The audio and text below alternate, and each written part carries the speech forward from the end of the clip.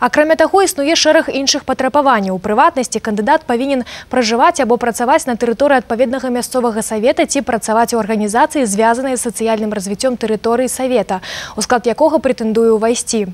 Права вылучэння кандыдатаў у дэпутаты належыць палітычным партыям, працоўным калектывам і выбаршчыкам акругі.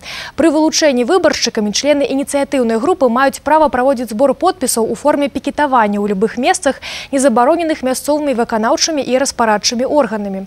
Для вылучэння кандыдата ў дэпутаты мясцовага савета дэпутатаў шляхам збору подпісаў неабходна падтрымка мінімум 150 выбаршчыкаў у абласны, не менш 75 у раённы і брэсцкі гарадскі савет дэпутатаў, не менш за 20 выбаршчыкаў у гарсаветы гарадоў раённага падпарадкавання, таксама ў пасялковыя і сельскія саветы дэпутатаў.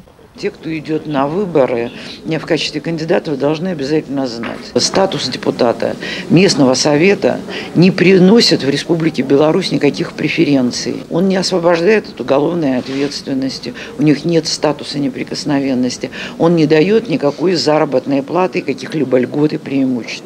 Поэтому я думаю, что каждый депутат должен знать, что он должен и будет работать бескорыстно на общество, должен быть к этому готов и должен делать это с удовольствием. Вылучэнне кандыдату ў дэпутаты працягнецца па 8 студзеня ўключна. З 9 па 18 студзеня пройдзе іх рэгістрацыя, пасля чаго распачнецца этап перадвыбарчай агітацыі. Асноўны дзень галасавання на выбарах у мясцовыя саветы 18 лютага 2018 года.